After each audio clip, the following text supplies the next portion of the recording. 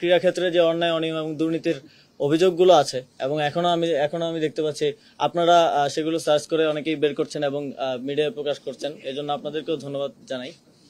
এই বিষয়গুলোতে আমরা তদন্ত করব এবং যারা দায়ী তাদের বিরুদ্ধে ব্যবস্থা নেওয়া হবে এবং ভবিষ্যতে যাতে এরকম কোনো ঘটনা না ঘটে সেজন্য ইতিমধ্যে আমি বিসিবির সংশ্লিষ্ট এবং ক্রিকেট সংশ্লিষ্ট যাদের সাথেই কথা বলেছি যে যে গঠনতন্ত্র আছে আমাদের প্রত্যেকটি ফেডারেশনের, সেই গঠনতন্ত্রগুলো যাতে ডেমোক্রেটিক হয় এবং সেখানেও যাতে একনায়কতন্ত্র চর্চা করার সুযোগ না থাকে সেভাবে সেগুলোকেও পুনর্গঠন করার আমাদের পরিকল্পনা আছে।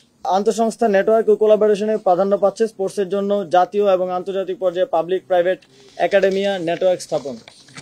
বিশেষায়িত শিক্ষা ও গবেষণা কার্যক্রমে যোগ হবে গুরুত্বপূর্ণ এবং সায়েন্টিফিক সব বিষয়, যার মধ্যে রয়েছে sports biomechanics, sports psychology, exercise physiology, sports medicine, sports science, PGD in sports science সহ আরও বিশেষায়িত কার্যক্রম।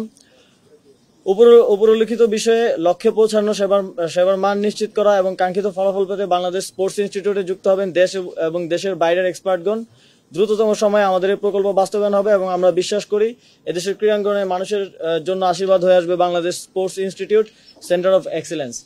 টি-20 বিশ্বকাপের ব্যাপারটা হচ্ছে এটা আয়োজন করতে পারা আমাদের জন্য একটা ভালো ল্যান্ডমার্ক হবে, যেহেতু বাংলাদেশ একটা খারাপ সময়, একটা সংকটকাল করছে। আবার একই সাথে যারা আমাদের মেহমান হয়ে আসবেন তাদের নিরাপত্তা নিশ্চিত করাটাও আমাদের দায়িত্ব। তো এই সবকিছু বিবেচনায় এটা তো শুধুমাত্র স্পোর্টস মিনিস্ট্রির মধ্যে আর নেই, এটা স্টেট ম্যাটার।